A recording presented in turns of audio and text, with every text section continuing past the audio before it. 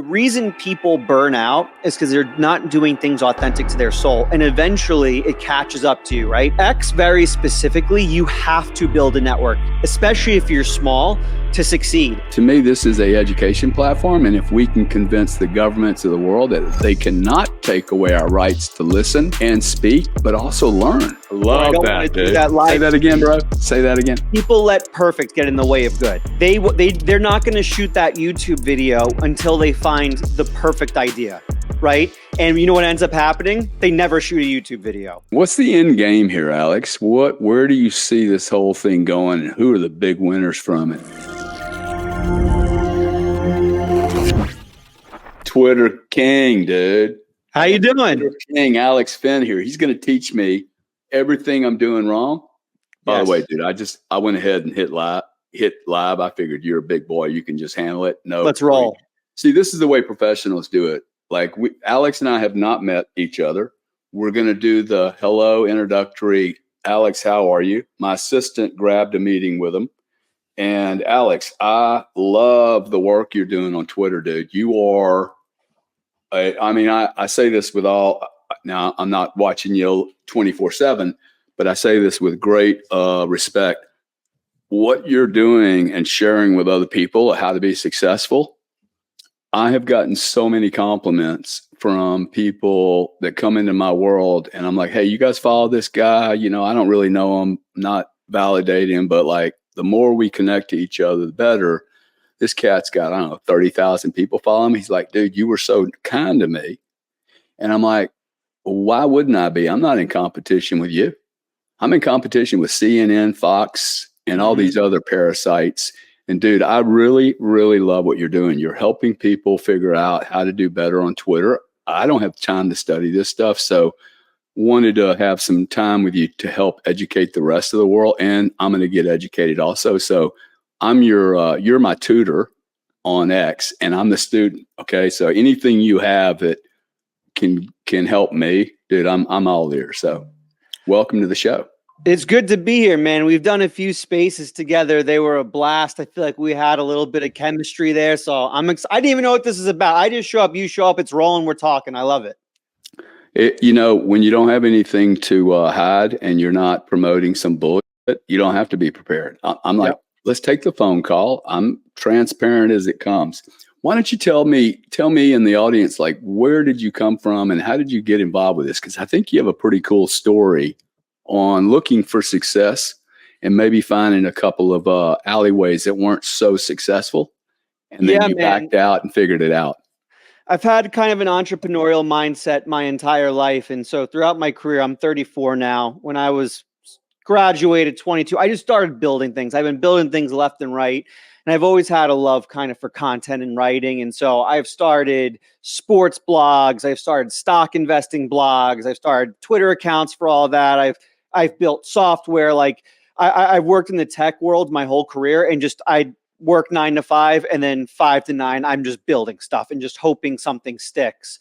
And then almost 3 years ago now, I discover NFTs. I've been in crypto for a long time, but I discovered NFTs, I think, when most people discovered them, which was 2001. And I bought this cartoon monkey for $30,000.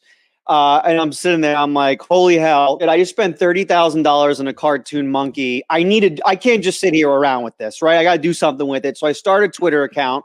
I start tweeting about NFTs, right? I make it like my profile picture, the cartoon monkey. And this is, out of all the things I've done in my life, the side projects I've built, this is the one that sticks. My Twitter blows up from 0 to 10,000 in like 6 months off an anonymous account. I'm an anonymous NFT account. I go to 10,000 completely organically and naturally. And I'm like, okay, this is interesting. I can do something with this. And so I start tweeting just about anything I'm interested, anything I'm learning. I'm constantly trying to teach myself things and then post what I'm learning. And so I'm posting about tech. I'm posting about programming, entrepreneurship, self-help, mental health, all those things. And a lot of people are hating it. The NFT world thinks I'm kind of a phony because I'm not talking about just NFTs, but everyone else outside the NFT world is like, okay, this is pretty interesting stuff.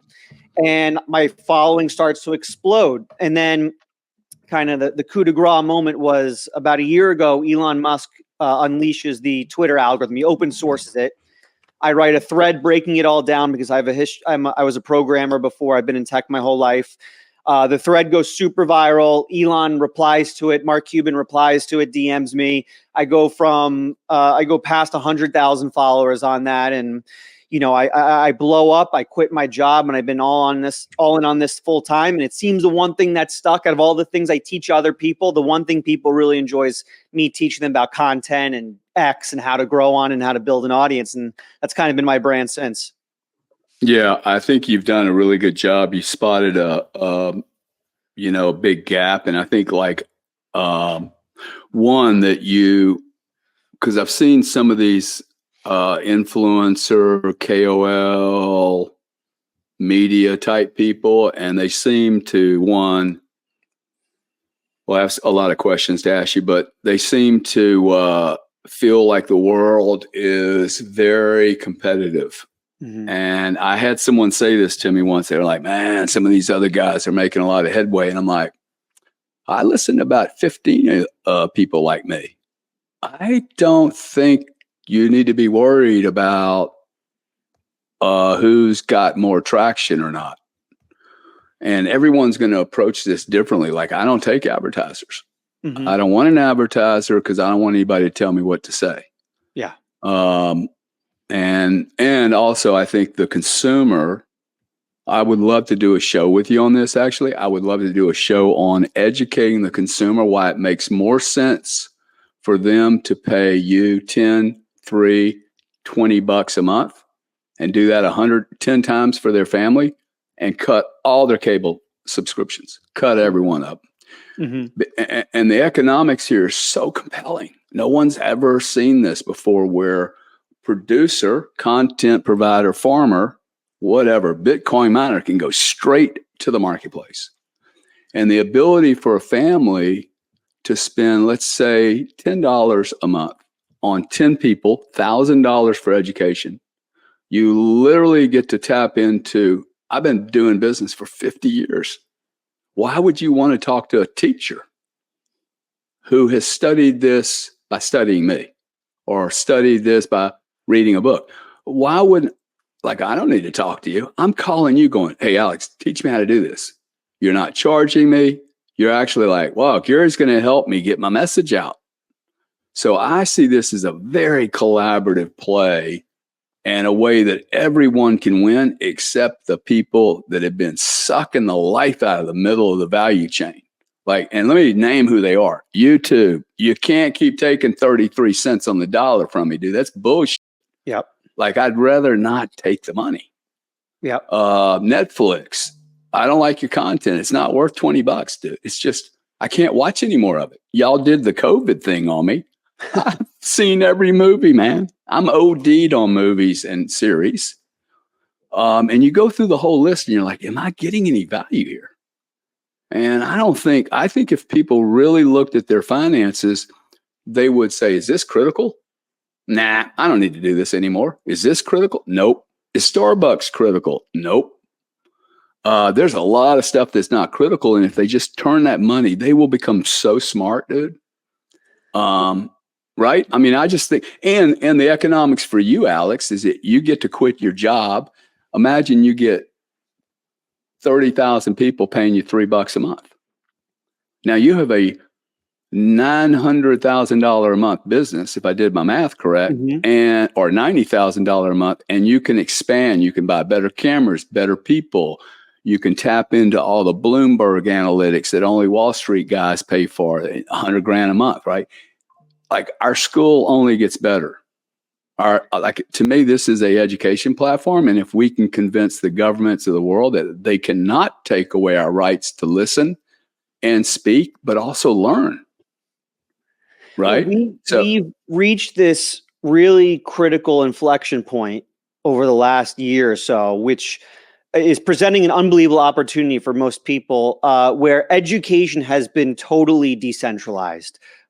From universities, which were the most broken model in history. Even now, it's still going on. They'll be totally broken soon, right? We now, with AI, with decentralized content creators like us, you can now get your education basically for free from anywhere, right? And but now it also presents the opportunity for people to become educators. And so I took the time to learn coding, learn the X algorithm, and I turned it around and I'm presenting that education to other people. People are able to learn from me. I've made the conscious decision not to, take advertisers just like you have, and I'm playing the long game just like you have. And then what this has allowed me to do is, because I've spent the time learning and now I can educate others, I can now start building products now that I have a lot more free time that I can then turn around that will help people even further, right?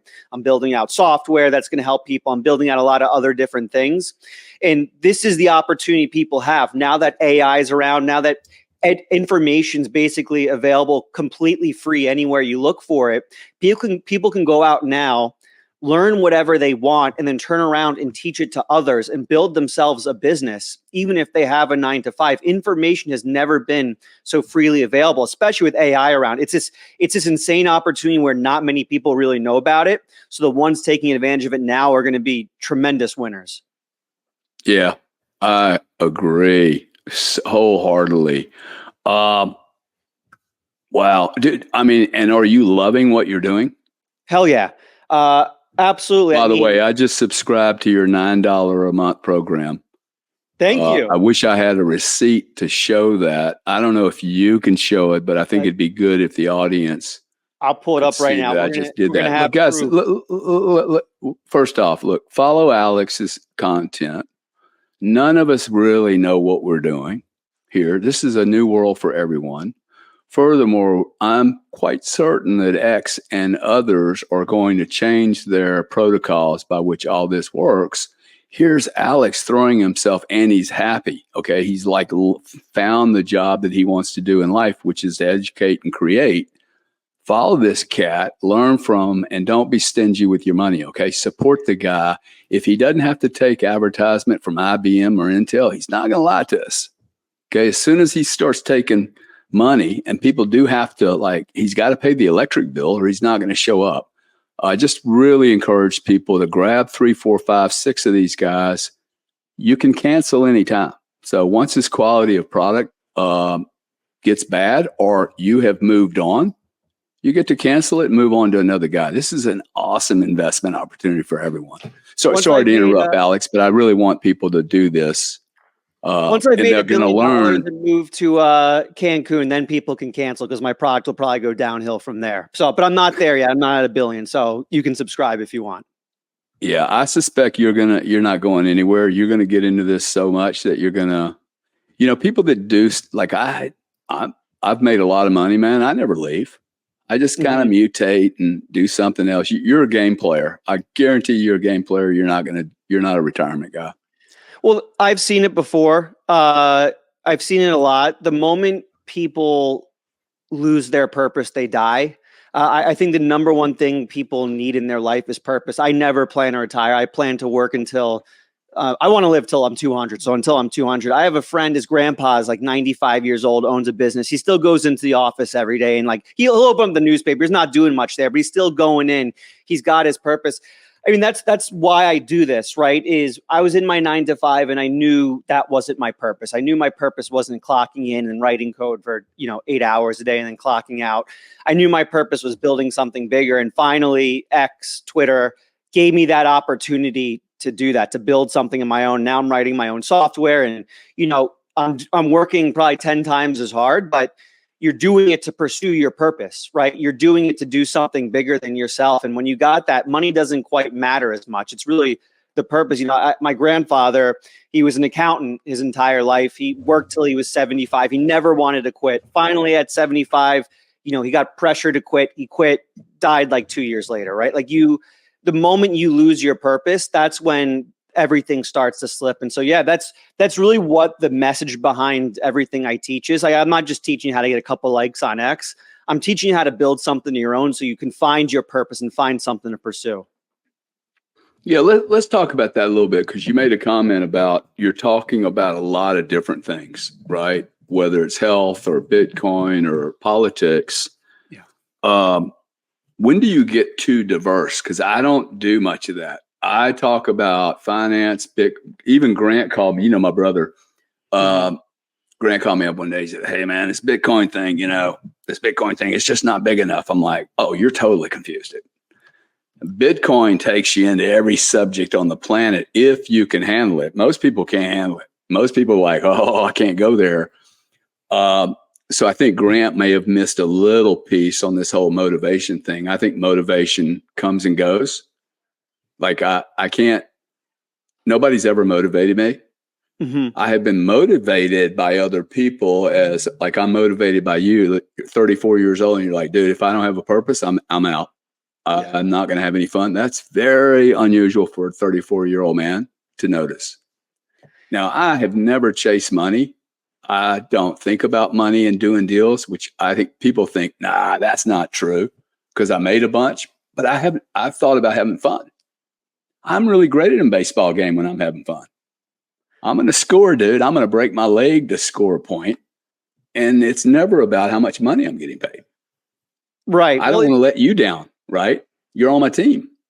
That's it. I mean, as long as you're building people up, I don't think niche matters quite as much. I think you can escape and be more of a generalist if two things. One, you remain an interesting human being, right? If you're a boring human being, but you're really good at one thing, you're going to struggle to talk about other things. It's not going to be as interesting, right? I try my best as you try your best, as your brother tries his best to be, not only smart and educating, but also charismatic, right? And give off an energy that's attractive. Because you and your brother do that, you're able to talk about multiple things, because people want to hear from Gary. They want to hear from Grant. They're not going to you just because you're talking about Bitcoin. They're going to you because they like you. They like your charisma and what you talk about. And so you're able to talk about multiple things if you have the charisma. And for the record, I tell everyone this: charisma is a skill. It's not something you're born with. People are born with different levels of it, but anyone can build it up. I was a nerd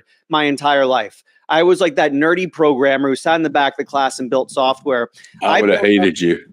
You probably were giving me wedgies. You were probably dunking my head in the toilet, which is fine. It's only put a chip on my shoulder to work even harder. So thank you, Gary. Mm-hmm.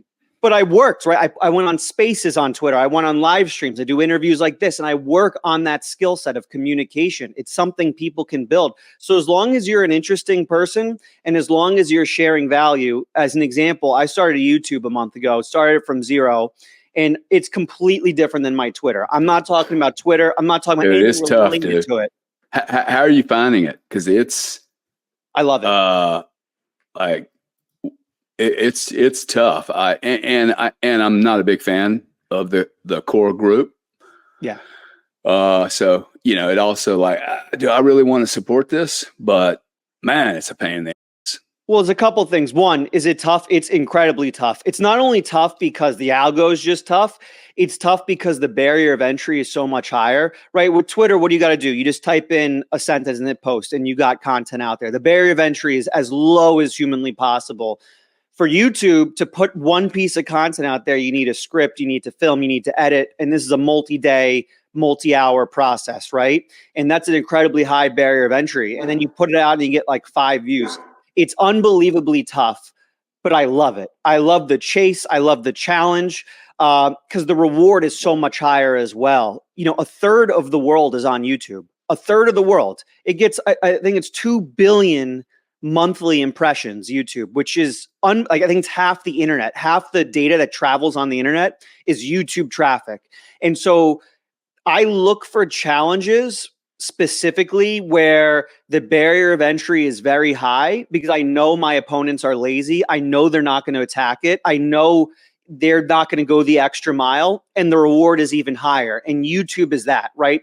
My opponents, the ones on Twitter who are trying to give better advice to me or do whatever, I know they're not willing to put their face on camera and script and edit and put that out there. And so I'm attacking that challenge, because I know that skill set is something that if I can win, the rewards are outrageous. And I've seen the rewards already. I'm only at 2,200 subscribers on YouTube over the last month.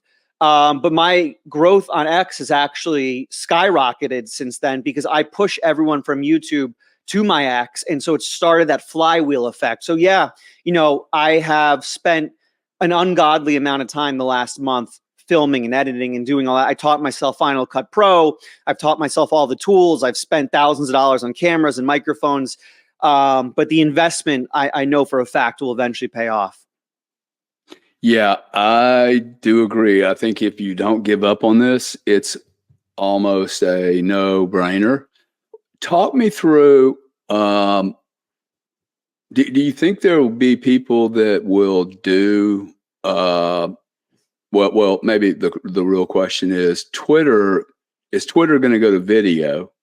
And do you think the customer, the user really likes this? Because I personally not only don't like doing the camera, there's something in between here that I don't like the camera. I could do spaces all day long, and there's some ego thing.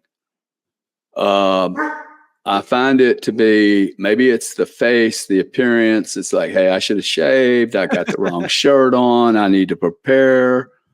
I was thinking even last night, I saw something I was I'm in one of these Bitcoin hoodies, and I look a little rough. People are saying, hey, the guy's on crack. Dude, if I get in my $8,000 suit, you'll think I'm running $1 billion business. I mean, I could look better, but I'm not going to provide this much content. I'm not going to go get dressed up in a suit and do content. Now, if you and I were partners, you might go, hey, bro, maybe we should dress up. Maybe we could charge more.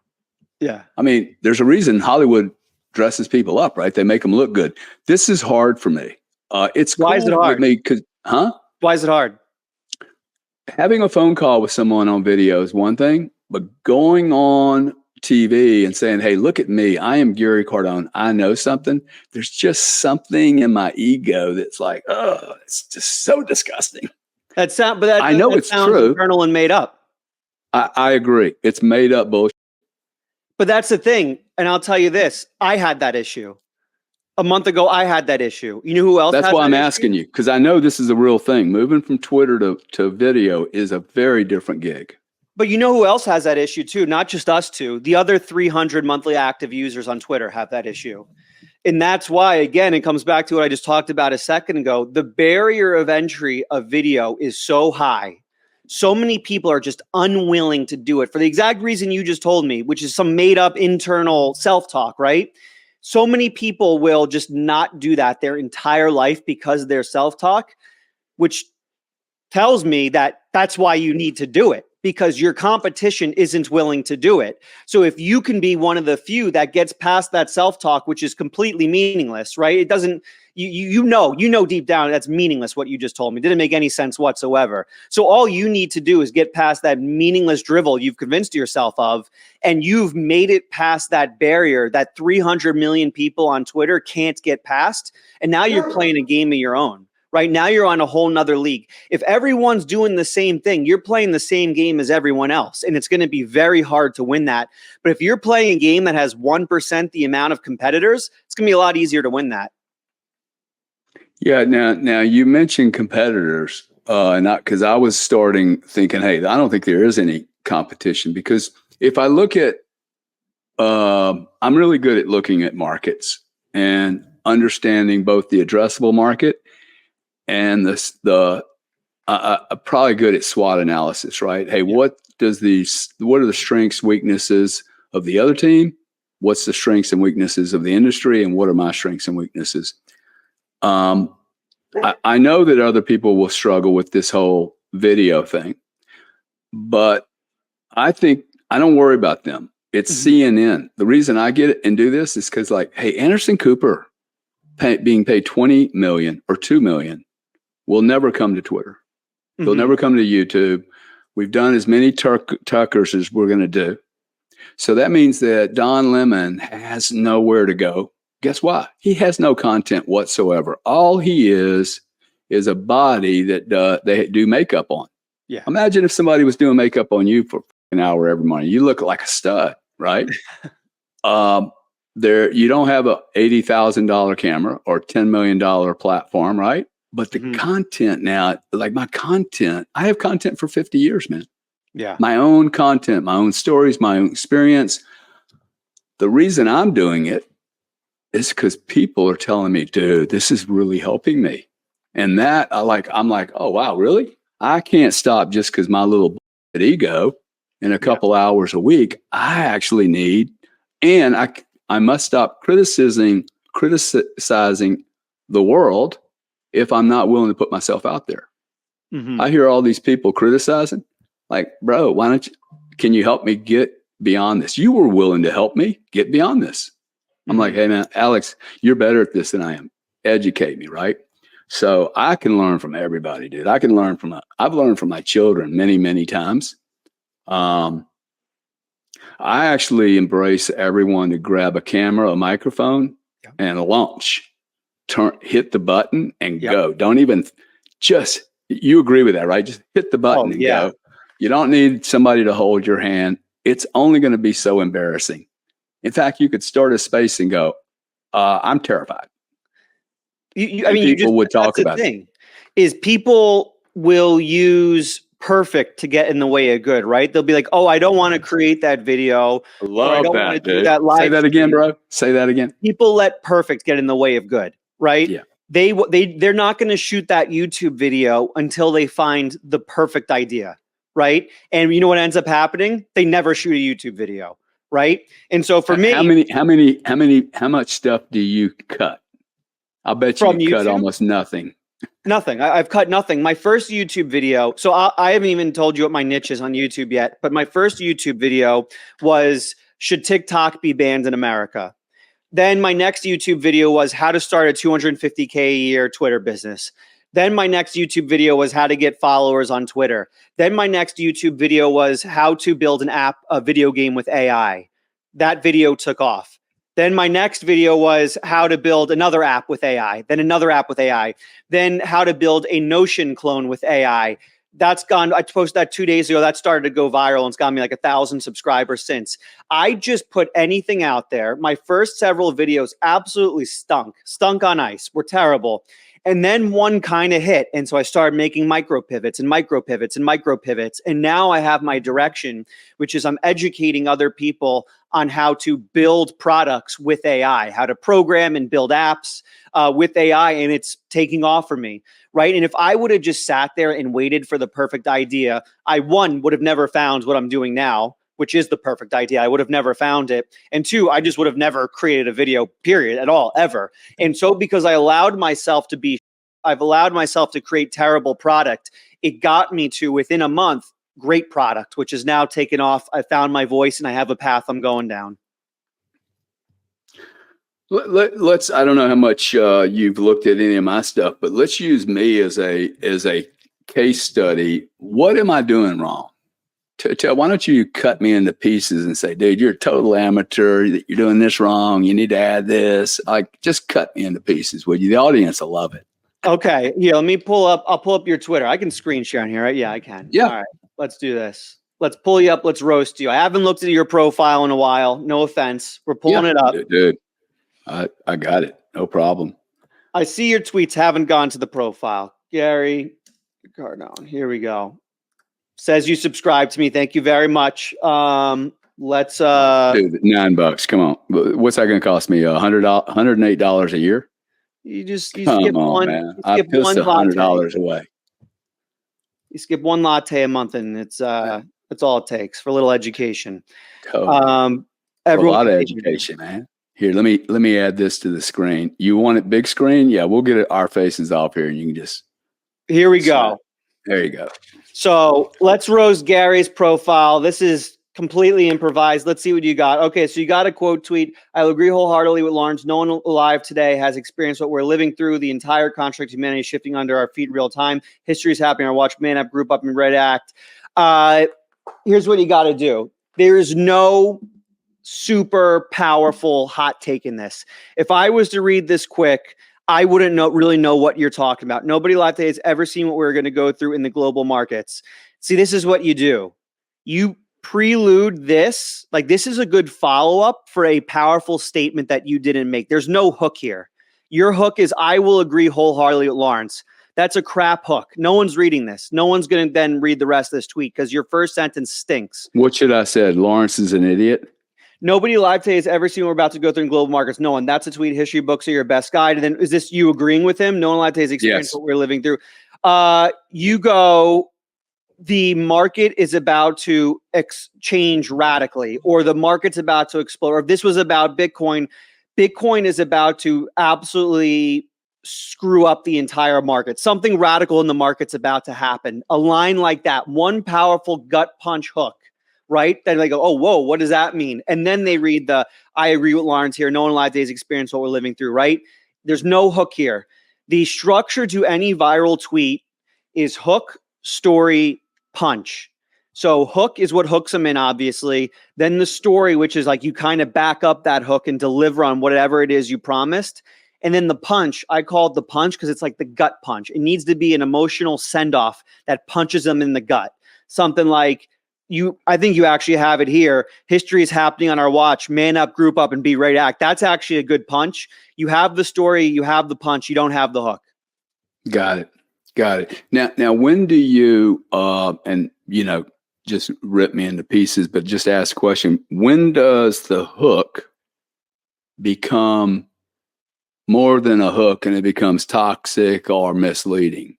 You know what I'm saying? This is a thing for me. Like, When two things, when you don't deliver on it, or if you're being intellectually dishonest, right? So if your hook is, I'm going to tell you the 10 reasons Bitcoin is the greatest investment you can ever make, and then your 10 things have nothing to do with Bitcoin, you're not delivering on it, right? So that's a failure of a hook. And two is when you're being intellectually dishonest. And I see that a lot on X where people will do something like, I quit, I'm deleting my Twitter. That'll be the hook. And then the next line will be like, that's what I would say if I didn't listen to this advice. And it's just like kind of like a trap. It's like it's an intellectually dishonest hook. So if you deliver on what you're promising, you can really say whatever you want. Yeah, it's interesting. There's a gentleman in Bitcoin, I won't refer to him, but every now and then he posts something that is it's just outlandish, right? It's like, okay, I'm leaving, or Bitcoin's going to $1 trillion, and it's meaningful enough to like, oh wow, but he loses all his credibility as soon as he says something that's stupid. You're like, wow, you're a really smart guy. Why did you do that?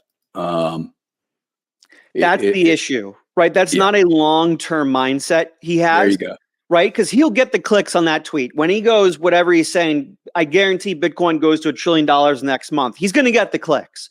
But what's going to happen is it degrades his reputation. It degrades the trust with the audience. And now if he turns around and he tries to sell a product, he tries to create other types of content, his trust is gone and his audience is going to care. So many people on Twitter and X fall into this trap where they are intellectually dishonest, or they engagement farm and they say, good morning, who's up right now? Cheap stuff like that gets clicks. But what it does is it degrades the trust with the audience, and you might feel like you're accomplishing something because you're getting a bunch of clicks. Yeah. But the moment you try to turn around and capitalize on the trust by releasing a product or releasing a service, nobody's going to be buying that. So it's a total short-term trap those people are falling into. That is such good input for the audience, because for me, it's happened 2 weeks ago. I didn't really like his approach, but when he started doing that, I started to not trust the guy.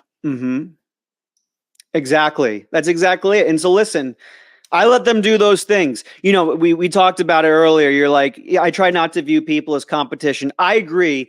I take the good parts of competition and I ignore the bad parts. The good parts is when I see people making stupid mistakes like that, I go, that's my competition. I'm going to win. And I ignore the bad parts, which is like I play in my own lane. I don't really consider them competition. So It's a little contradictory. But in moments like that, I go, that's my competition and I'm beating the hell out of them. Yeah, you're just looking at the overall market. I mean, you're helping shape a market. You are literally setting a standard. I'm not like, licking on you. The truth is, there are people that help markets develop, and you need these guys doing that. So I think what you're doing is awesome. Yeah. So what else here? What now? Some of these I think my team does, but most of these I do. There's a couple formatting. in there. Your formatting stinks. Let's look at this. What do you mean by formatting? You don't like the long yeah. The way the post looks, it is very ugly on my eyes. And most people on Twitter who look at this, they're not even going to read it. They're not even going to read the first word. They're not even going to read Vivek, because they're going to look at this. They're going to see a block of text, and it's just going to, they're like, I have no interest. Twitter specifically is a short form platform. People go on there and they try to get as many dopamine hits as quickly as humanly possible. This is a dopamine hit that takes a long time to get to. And I'm not saying you have to shorten this. I'm not saying that at all. I think actually long form content is king on X. You have to do it in a short form way. What does that mean? Let's look at my latest post. My latest post is longer than yours. I bet this post has more characters than your post, but I bet more people read it to the end, because look at the formatting. Formatting's much cleaner, man. The formatting was made in a way where people get dopamine hits after every line, right? There you when go. they're reading a tweet like this, their brain gives them a small reward for finishing each line because they feel like they're accomplishing something. So if you can take advantage of white space to induce chemical rewards in your reader's head, you're going to get a lot more people reading until the end. Very interesting. See, I wouldn't have, I'm always in a rush to do all this stuff, right? Mm-hmm. Whereas other people that maybe have less history, they might think about it longer. But this is awesome. I would never have thought about formatting. You're totally right. And I know it looks ugly, man. And there's even a deeper game to it too. Like that's level one. Level one is putting white space in to give people that reward. Level two is even taking it further. I very specifically made it so every line is different lengths. And that gives it even more of a chemical reward in your audience's head. When they're reading lines of different lengths, it's actually more satisfying to them to read those different lengths. And so like level one, getting rid of the text blocks. Level two, actually concocting your thoughts in a way where it's satisfying getting through every part of the thought. Now, how many people will go to the bottom part that looks like coding? Because for me, this would be one that I would not look at.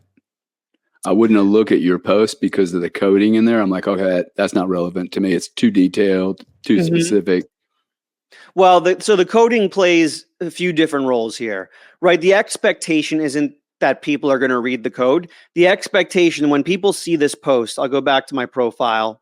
When they see this post, they read the first line first. They're not looking at the image first. They see the image. Okay, maybe what's this about? If you're under 10K followers, your posts don't matter. Your replies do. That's a powerful hook. My posts don't matter. What the hell is this guy telling me? My posts don't matter. Replying was already the most powerful growth strategy on X. Now the algo is making it even more insane. Now they kind of got the idea. Okay, this guy knows what he's talking about because the image was of code. I didn't even read the code, but he's telling me the algo's telling me to do replies. I trust him because he has a screenshot of code there. I'm not even going to read it. So the screenshot's just making me have more authority about what I'm talking about. Got it. And to the smart people who actually do look at the code, what they do is they click this, they read through, they try to understand the code. Now the timer is going and they're spending even more time on my content because this is really small and hard to read. So they're spending more time to read. And that gives you, is that good? So the longer somebody spends on it, time. The number one metric on X is retention. It's the number. Every social media platform over the last 3 years has shifted to this metric, which is retention. They were all using different ones before. YouTube, famously, their metric. There must be a bunch of different retention stats, right? There must be how often do they come back? How long do they last? How long do they read? How long do they watch? Surprisingly, no. So there were before many different retention stats. So YouTube's original metric they based everything on was amount of videos watched. So if people clicked on a bunch of your videos, you got boosted. Didn't matter how long they spent. If you got a bunch of clicks, you're doing well. So what people started to do was everything would be clickbait on YouTube. Every title would be the most extreme clickbait so people could draw in the clicks and get, what that retention stat was at the time, which is amount of videos watched. Then YouTube saw, okay, the content on here is going to shit because everyone's just making clickbait now.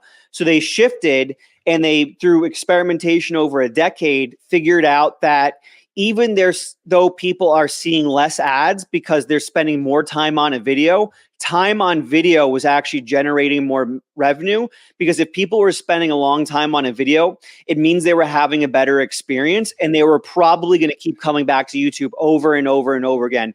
If they were coming, it's all clickbait, they might click on way more videos and see more ads in the short term, but long term, they're not coming back to YouTube because their experience was. Twitter is going through that exact same transformation where the short form clickbait stuff was performing well, but just recently they started shifting to the more traditional retention metric that YouTube is using now, which is time on content. And so the time spent on there is the metric they're using now. And so people sitting here and reading, my screenshot of code is going to make this boost and go perform a lot better. Very interesting. So you brought up there post, replies, comments, and repost and time. So post, and you're welcome to go back and cut me into pieces, but the posting, walk through like what's important. Is me replying to your stuff and engaging in some type of dialogue with you helpful? Or is it better for me to, Alex is an idiot, doesn't know what he's talking about. He's a made up movie star, and then I make comments. I mean, what's adding to the algorithm? I just assumed, hey Gary, if you dump a bunch of content into a platform, people are going to be, oh, that's cool. But I don't think that's really just the deal, right? It's not just content. So X very, very specifically is a networking platform, and what I mean by that is your success on Twitter is very largely dependent on the network you build, which I think makes it actually very cool. I think it makes it a very cool, unique platform, because YouTube, you could never interact with another human being and still become very successful, right? Same thing with Instagram. But X very specifically, you have to build a network, especially if you're small, to succeed, right? Because what is going to get people to your post is the amount of engagement you're getting, the amount of replies, right? If someone replies to my post, all their followers see that they replied to me, right? And so if I can get a lot of replies, I'm going to get a lot of people seeing my post.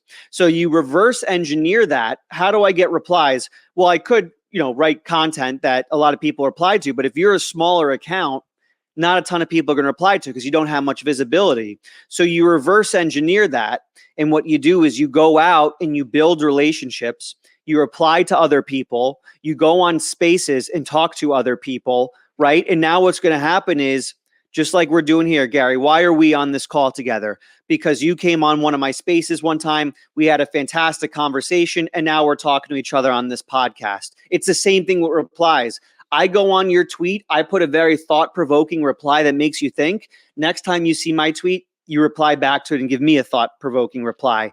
It's just networking. And so that's why. It's a flywheel. That's why I say there's not really Yep. a lot of competition, because it just, especially if you're not, like, I love meeting people anyway. And so to me, it's like most people have never even gone through a class. Think about how f***ed up our education system. Most people have never gone through a class. What they'll do is they'll set up a call like this, and then they'll do a pre-call for 15 minutes to get everything kind of safe. And I never do the pre-call. We work the same way. We improvise. We get it done. No, but the cool thing is I'm here to help educate people. Why would I want not to show people how it happens without the pre-work? Mm-hmm. It's not fair. Go set up a deal with somebody, get to know them, and then go, hey, Alex, we've never talked before, but aren't we cool? That's not the way it works. Like, you have to be willing to change topics. Maybe you didn't want to talk about what I wanted to talk about.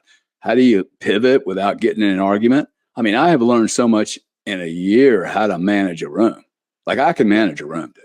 I have figured out how to keep discipline in a room. As soon as I say that, of course, I'll have somebody shooting somebody tomorrow. But some of these rooms, I'm not willing to go to the drama. And this is the point I'm trying to make on the posting. I'm just not willing to do the whole, Grant and I argue about this all the time. He's like, you need to say some more outrageous things. I'm like, I don't think I did it. Actually, I'm okay with the quality and the number of people I have. They will grow. They'll come. I'm not in a rush. Should people be in a rush when they're doing this? Well, I actually want to, I think you brought up a really interesting point I want to comment on real quick, which is resorting to the drama is something a lot of people do. And they typically do that when they subconsciously know that they don't have enough talent or skill to get attention the right way, a positive way, through education, through providing information, whatever it is. They subconsciously know they're not capable of that, or they subconsciously know they're not willing to do that, right? It takes a lot of work to educate people. It takes a lot of work to learn things and tell other people about it. So they resort to the drama. They resort to posting, these people are idiots, you're an idiot, these guys are idiots. They go on Spaces, check out a load of these idiots over here, because they don't have the skill or talent to gain an audience or attention through education, right? And so, what resorting to the drama does is it degrades, again, like the engagement farming or the intellectual dishonesty, it degrades trust. Why would I pay for education from a person who is just talking smack about everyone? Like, Right. Why should I trust them? There's no trust being built there. And so I don't think what you and your brother said is mutually exclusive. I think you should say outrageous things. And what I mean by that is you should have unique opinions authentic to yourself that you're willing to yell from the mountaintops, but you don't start drama and attack people, but you have your very strongly held opinions that you're willing to share amongst other people. That's the key there. Yeah. Do you, let's say a guy gets to 100,000, 75,000, whatever he gets to, when do they fail? Because I see very few people doing this for long periods of time. It's like they burn out. Yeah. What do you attribute that to? You burn out on things when you're not being your authentic self. When you're not doing things that speak to your soul, you burn out. And a really good example of this was I was on a space yesterday, and I'm talking to a guy. He has like 20,000 followers, which is really good. That's top 5% on Twitter. Oh, really? Yeah, I think only like 1% of people's over like 30,000 followers on Twitter. And he comes on the stage. I look at his bio, and he's like, I'm X's gorilla influencer or something. And then he has like an AI picture of like a gorilla. And I'm like, what does this even mean? What is a gorilla influencer? He's like, oh, I really like gorillas, and I think being a gorilla is helping me stand out. Like, that's my image, is I'm a gorilla. And I'm like, are you enjoying what you're doing? Like LARPing as an animal on the internet? Like, is that, he's like, no, I'm kind of burning out on it. And I'm like, what are you into? He's like, well, I actually really enjoy making the AI images of like the animals. And I'm like, so instead of, LARPing, live action role playing on the internet as like animals in order to be unique, why don't you instead teach people how to create AI images, how to use Midjourney, right? How to use AI tools? Like, you're burning out because being an animal on the internet is not authentic to you. That's like, no one wants to be an animal on the internet unless you're a Looney Tune, right? And so you're burning out because what you're doing is not speaking to your soul. But it's clear what speaks to your soul is the tools you use and the things you create. So if you turn around and you start teaching others about AI and creating images with AI, I guarantee you do it in the long term, right? And so the reason people burn out is because they're not doing things authentic to their soul. And eventually it catches up to you, right? The dopamine hit of you growing by doing things you don't like carries you only a certain amount. Soon the dopamine fades, and now you're left with just, do you enjoy what you do or not? And so you need to make sure you're doing what you enjoy and something that's authentic to you, because then you can keep it going. I'm at 220,000 followers. I am so radically passionate about teaching people, and that's why I can wake up and still do the same thing every day, no matter what, because it's exactly what my heart wants to do. Yeah. Authenticity. Mm-hmm.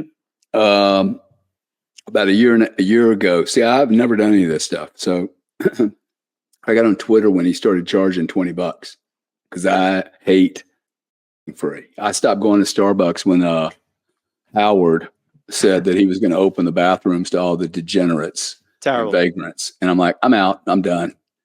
Costco asked me to wear a mask one day. I'm like, oh, really? $1,200 a week. You'll never get that from me again. That's 4 years ago, dude. The amount of money these firms have lost by being idiots. How much authenticity? I have a belief that we have been near zero for the last 30 years of authenticity, and the world is dying from this vitamin, not having the mineral of authenticity. Yeah. How much authenticity do you think is on Twitter, YouTube, or any other network, including CNN? Like, is a percentage?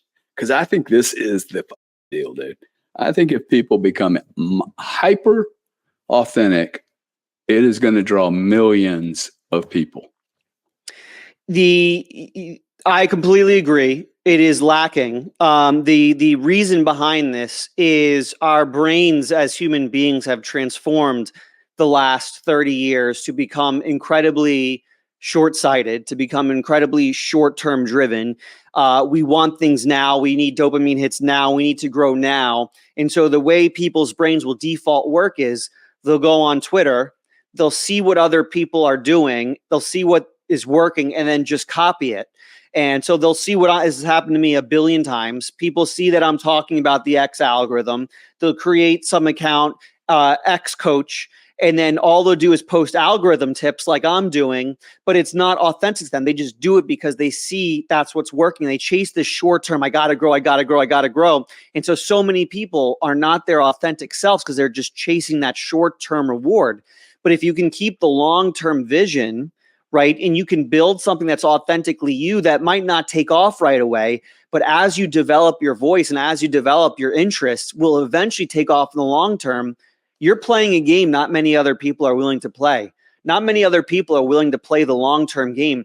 I kept my 9-to-5 job the first 2 years of doing this, where I was working 9 to 5 and then building out my Twitter and my newsletter and my YouTube from 5 to 9, sleeping 4 hours a night, because I was willing to play this long-term game of being myself, not getting any reward. And then when I finally started getting that reward 2 years in, then I could finally quit my job and live a little bit more of an enjoyable life. And so that's what it comes down to. Authenticity is what's going to win for you, but the only way to be authentically you, unless you're born with God-given talents like Shaq or Kobe, right? Everyone else, the rest of the and didn't go to a Twitter party, didn't go to a P. Diddy party. Right, or it didn't. Yeah, exactly. Other Back than to those authenticity, people, dude. See, I think we're going through the age of Aquarius, the age of transparency, daylight, and like, if we haven't had something, it has literally been truth. Mm-hmm. The last I'm 60 years old. Kennedy was killed on my watch, and everybody pretended like it didn't happen, and we're still pretending. And we just had a guy shot the other day. So unbelievable. It's a total lie of the world we live in, and that the platforms available here. This platform wasn't available to me a year ago. Mm-hmm. Not really. Darcy would have shot me in the face a year ago or whenever, right? I say things that are honest, but people don't want to hear them. Yeah. I'm not trying to hurt anybody, which, by the way, gets me to a point. What happens when people start getting really aggressive? Brian and Ed, my two favorite Twitter people, like, how long does this little game play out for them, and when does it end really badly? Because all I see is chaos. I see Jerry Springer times X times 2. Right. 2 little Jerry Springers. It's an interesting game they play. I pretense this with, they come on my spaces a lot. I like them both. I like them as human beings. The challenge is they lean very much. That surprises me. What's that? That surprises me a little bit. I see. Let me just put it this way. They play a dangerous game at times, which is they clearly lean into the bait, right? They try to bait their audience, which, again, we talked about earlier. It's intellectually dishonest, right? They'll put out posts. I remember the other day, one of them put out a post of like a dolphin fetus and was like abortions or, something just to bait people. And, they're nice guys, but they are playing this dangerous game where they are baiting a lot of people and being intellectually dishonest at times.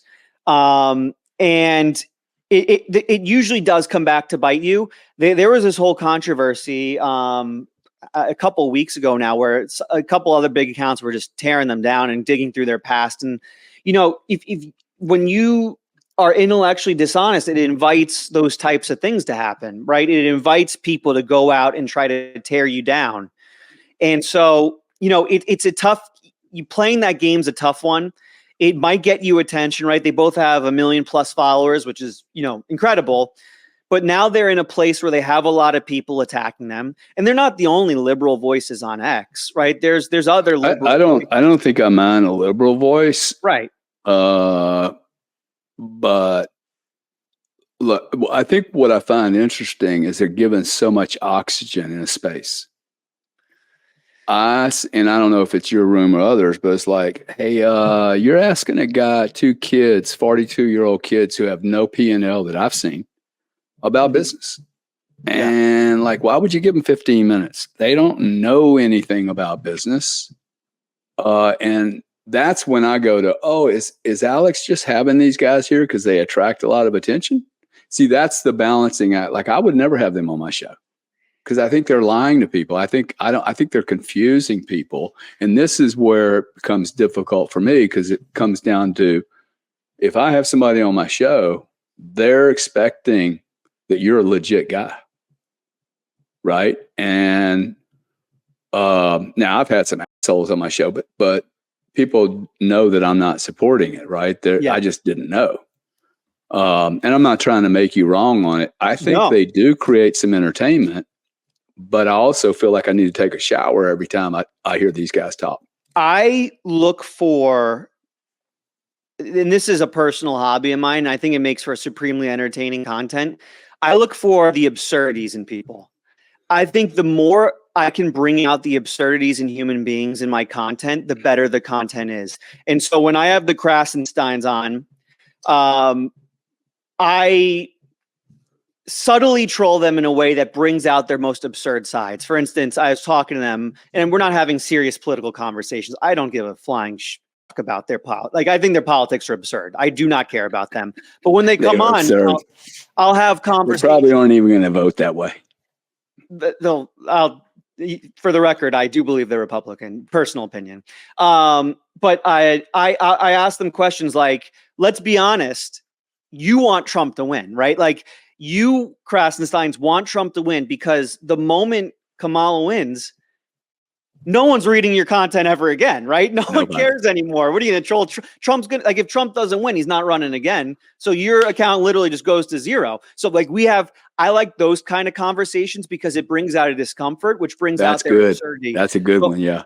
When I have conversations with people, I very rarely am talking about serious things. I'm looking for the absurdities. Like, and I have, for instance, you and your brother. And in a way, like, I don't ask about your business when you come on my show. I joke around. I joke around about Bitcoin. When it's your brother, I joke around about 10X. I look for the absurdities in each other's personalities and the chemistry there that brings out the best content. So when I'm bringing up the Krasensteins or anyone else, I'm not doing it because I feel like I need to give them a platform because I'm making them serious. I'm doing it because bringing out the absurdities in their personalities makes people more aware of who they really are, right? Me asking them, what do you think about the election? They're going to give me their lines. No one really knows who they are. But if I bring out the absurdities, say things like, well, actually, you really want Trump to win, right? And then they have to react to that and think on their toes. That's how you see who they really are. Yeah, no, that's good. But that's you being a professional. Most people that are doing this are not professionals yet. Next level. When you do a space a day like I have for the last 2 years, you get to that level. It's practice. Yeah. But do you ever get like, do you find yourself, and maybe this is your core living? So see, I don't have to make any money from this. I could probably spend 4 hours a day for the rest of my life on this and not charge anything, which, FYI, I think there's a lot of people out there with a lot of experience. If we could welcome them into this space, dude, I don't know anybody that's got too many wise grandfathers. Yeah. Like, I have never met any successful or unsuccessful person that looked at me and said, I had so many awesome teachers with so much great experience. And I'm looking at this space going, dude, I just grabbed a mentor. Yeah. You are now my internet mentor, my digital social media. You're proud that I gave you $10. What? Dude, like, you're happy? I'm happy. $10. That would have cost me $10,000 2 years ago. Right. Yeah. Oh, yeah. Yeah. I can give you some advice. I'm the media center for blah, blah, blah, blah consulting firm. And Grant's got what, 3 million people? Grant Yeah. told me that if he would have listened to anyone when he started this, he'd be broke. He said, not one social media expert knew what the they were talking about. I have had people tell me before that I have too much content. And I'm like, dude, I'm pretty sure there's no such thing. Ask Disney if they have too much content. No such I don't know anybody that has too much content. No such thing. It's real estate. Content is digital real estate. And what I mean by that is when you put out a tweet or put out a YouTube video or put out an Instagram reel or a TikTok or whatever it is, that lives there forever and can be viewed infinite amount of times, right? And so every time you put out a piece of content, you're basically buying a house on the internet, and that house can accrue value as it goes, right? As time goes on, that will accrue more views, which will accrue more value, which might get more people to your business, which might get more people to your newsletter, which might get more people to buy your product. And so every time you put the piece of content out, you're just buying another piece of digital real estate on the internet. And then when people Google Bitcoin and then Gary Cardone's tweet pops up at the top, now all of a sudden they're walking by your house and go, oh, that's a nice house. I want to buy that house, right? And so I don't think there's any such thing as too much content either. Every time you put out a piece of content, you're just accruing more. You're putting another house out there on the market, and that's accruing value. And you want as many of those digital pieces of real estate as you can. Very interesting. What's the end game here, Alex? Where do you see this whole thing going, and who are the big winners from it? And I just made a post. I'm going to ask you to check this post out I made on X based on your content. Original content is digital real estate. Hopefully, this is the kind of thing you're saying, hey, look, you got to the point. It's real quick and sweet, and you gave them a little link if they want to see it. Is this the right way? Am I improving? I don't know if you can Expert on X in YouTube states original content is digital real estate. Follow him, Alex Finn. Here, what is that link? Is that linked to watching this live? What is that link to? Yes. Is that linked to this recording? Yes, I think so. So it's a nice house. The issue is it's on shaky foundations. And what I mean by that is you're like on a cliff in California where the mud's coming down the mountain. And the reason why I say that is links on X are extremely deboosted. Oh, really? So the way you get like that nice cement base on that house so that as, you know, the water rises and the polar ice caps melt is you put that link in the reply. So you put out the post, Alex Finn's the absolute best, follow him or die.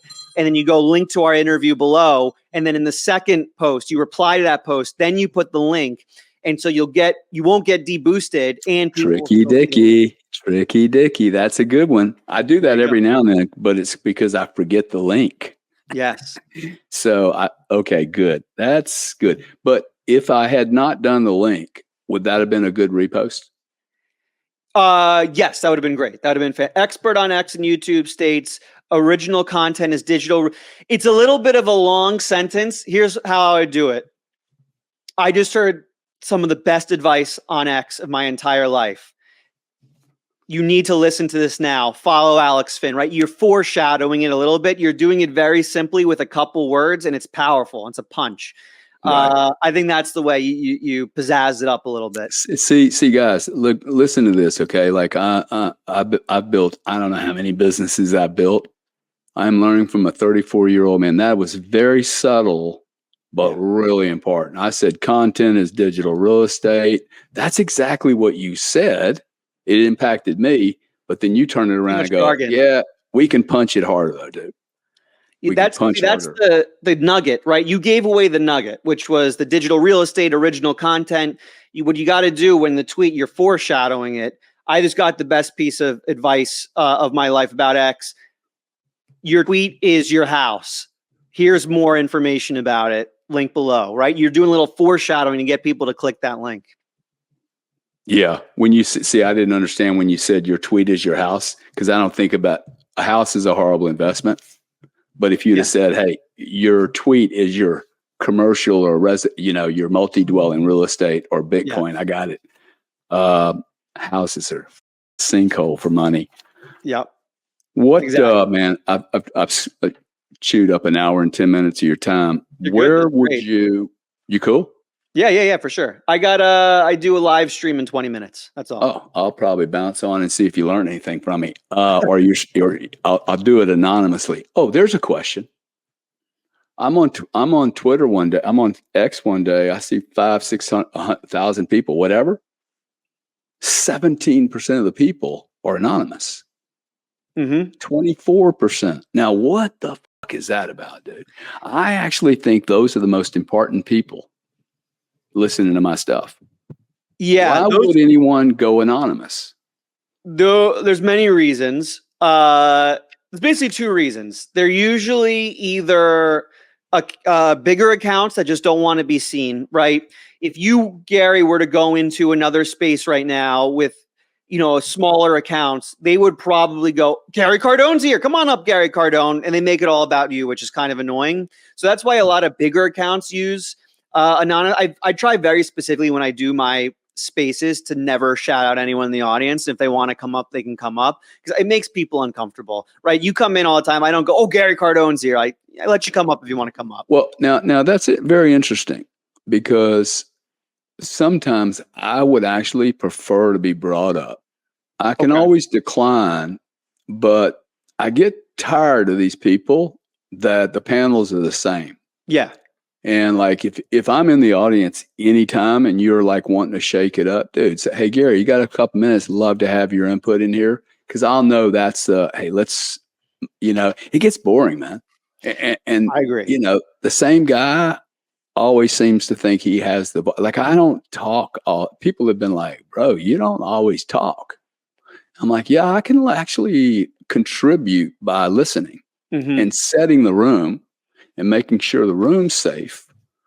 What there's a shortage of is co-hosts that know how to keep the room going. Yeah. They don't have enough content, but if they could just help the room be controlled and fill in these gaps, because those gaps on spaces, dead silence is like horrible. Well, it's awful. I mean, it's there's a lot of people who have no business doing spaces right now, which, they don't know how to work the room. They don't know how to keep the conversation flowing, which I'm never going to like crap on people for doing that. Cause as I said, you can't let perfect get in the way of good. So I want people to do that. But a lot of the time, those people also aren't very honest with themselves, and they think they're running the space incredibly, and they just keep doing the same thing and they never improve. But yeah, I mean, I'll send invites. Like if I see people in the audience I think can contribute, like if the conversation goes towards Bitcoin, I see you in the audience, I'm hitting the invite up to stage every single time. Yeah. But yeah, I mean, it's an opportunity right now too, right? When the competition is weak, I want to attack. And at the moment, spaces competition is extremely weak, right? The people, you go in any given space, it is just boring. It is boring people. There's long silences. It's people talking about themselves. And it's just another thing where, like, if people can go and they can make interesting spaces, you're going to stand out in the competition, a ton. Do you think there's ever like an opportunity when there's a topic? Let's say you're running a topic, I'm running a topic, right? You got 300 people in your room. I've got 200 people. Neither room's really big, but it's similar topics. And what we've done is is there a way to, I've always wanted to be able to, okay, I got a couple of buddies here. Alex is a buddy. Hey, Alex, let's merge these rooms. It's too small. And let's bring the panels together. Like, I like what Mario's doing. He's going to end up making a load of money, but I get kind of tired of it because it's the same people talking over and over and over. When, in fact, if these were merged and they were allowed to have a combined personality, and it's not competitive, like, I am never going to hurt you. Like, I'm probably never even going to do this for a living, but merging people and being able to go, whoa, we're mixing communities together now. Like, I have a party, November the 2nd. You keep your dates open. You're coming to a party. I do a party 2 to 3 times a year. 25% of the people come from all over the world, from Twitter and YouTube. I've never met them before. I have tight security here. The people love each other, dude. I mean, I'm talking 20 years old from the digital world to 82 years old in the legal energy space. And I see people are calling me up going, dude, where do you know all these people from? Well, this is the problem. People that are in banking hang out with people in banking. Yeah. People in Bitcoin hang out with Bitcoin. People on X, nobody's coming together. And then we find, oh, wow, all these people are very cool. Yeah. Really cool, dude. It makes me so excited about the future because all I hear on most of the news stations is death, destruction, weapons, rape, P. Diddy, Yep. and Oprah.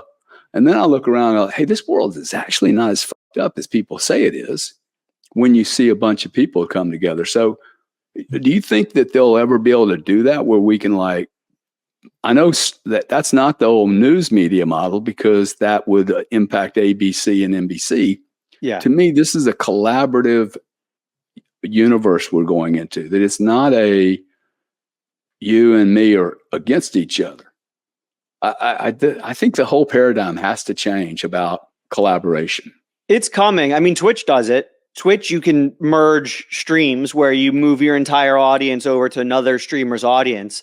Oh, wow. So it's not unprecedented. So I bet it happens. And X is moving towards a live streaming model. And what I mean by that is they want to be the next Twitch. They want to be bigger than Twitch. Live stream. I've been live streaming for a year now on X because I'm trying to get ahead of the trend because I think that's where it's moving. And live streaming, you mean video like this? Exactly it. And not go through a StreamYard, a hubbing sitter. You would go through StreamYard, and it connects to my X and streams on my Twitter account. But I think that it will probably come. They just built out a live streaming team at X, so they have a team focused on improving it. So I wouldn't be surprised. And a lot of functionality comes from live streaming, goes over to Spaces. They're building out a live chat for Spaces right now. So wow, I think it happens. Yeah, well, I listen. I think I could spend 3-4 hours with you. I think what I would like to do is schedule another time, maybe in a month or so, just to, hey, let's maybe do a report card report on Gary. Has he improved any? Has his sentences and formatting got better? I will most certainly take advantage of that, and I'll send it to my team. Anything you want to end up with, Alex? Because I want people to follow out, Alex. If you're spending money on bullshit, support the guy. Okay, he has left his work. This is the only way I know how to build a career. It's cut the past. I'm so good at burning bridges. I mean, I've been in businesses before that weren't great, but dude, I burned the bridge behind me that I have nowhere to go. I am going to change the business and fix it. So you guys encourage a 34-year-old guy that's really pushing through shit. And I have a feeling you and I will become at least associates, if not friends. What information or advice would you give me? Do I need to go confront Rumble, Twitch, and all these other things, or just focus on a couple of platforms and gin them in? I think having a couple platforms is a very good thing. And then having a platform that is not dependent on an algorithm is very critical as well. So I have my X, I have my YouTube, and then I have my newsletter, right? And no matter what happens between X and YouTube, no matter where that algorithm goes, if they decide to betray me and silence me or whatever it is, I always have my email list. And there's a very powerful flywheel effect that happens between those three. Right? When I put out a new YouTube video, I instantly send out a newsletter that has a bunch of information, then a link to my YouTube, gets people in the video, boosted in the algorithm, and I can never have that email list taken away from me. So the advice I'd give to people is I'd have multiple platforms. My YouTube's been boosting my Twitter like crazy. My Twitter boosts my YouTube like crazy. That's how I got it off the ground. And then have a platform that can't be taken away from you. A newsletter is the most obvious one of those where you can build an email list and that will never be taken away from you. How much time, how many newsletters do you put out a month? I put out 1 to 2 a week. So 4 to 8. How much time do you spend on doing the newsletter, if you don't mind me asking? I used to spend a lot more. When it comes to content, it's the hardest part is right at the beginning, and it gets progressively easier as you go. And what I mean by that is I spent 2 years, 3 years writing newsletters. every week sitting there for hours writing newsletters. And now all I have to do is I go back, I find a newsletter from a few years ago, I remix it, I add new information, I update it. That takes me 15 minutes. So my process has come down from 3 hours to 15 minutes. Same thing with my X. I have a spreadsheet with all my tweets. I find tweets from 2 years ago, bring it back, modernize it, remix it. I'm totally streamlined. I used to spend hours a day on tweets and newsletters. I spend maybe half an hour now. Do you have a team at all, or you do everything? I have 0 employees. Everything's myself. Get the f out, dude.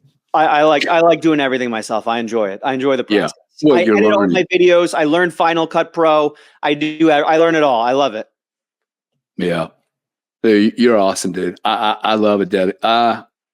Even people that I may not like, which you're not that case, but anyone that dedicates and like really goes all in, I have so much admiration for that, because I know a guy, like, I bet on those kind of people. Yeah. Like much more than the technology. I'll bet on that attitude, because that attitude is like, when the other guy gets weak in the knees, you're just getting going. You're like, oh, you're weak? I'm going to crush your face. Yep. You're awesome, dude. Anytime I can help you, okay, let me know. And anytime if you're not doing anything and I'm on a YouTube or a Spaces and you want to pop in and make fun of me or what I'm fucking up on, feel free to use me as the example so other people can do better. Deal, man. This was an awesome conversation, brother. Anytime you want. If you're in a space, you want some company, some good conversation, send me a link. I'll pop in. This was a very, very good conversation, man. Awesome, dude. I think we're going to do a lot of shit together. So, well done on you. You guys follow this cat and I want to see 10 subscriptions. Next time Alex and I talk, I want him to call me and go, bro, you hit me with 10 subscriptions plus yours. So it's $100 and 50 your way. No, I love it, man. Thank you. I don't need a kickback, man. Thank you, bro.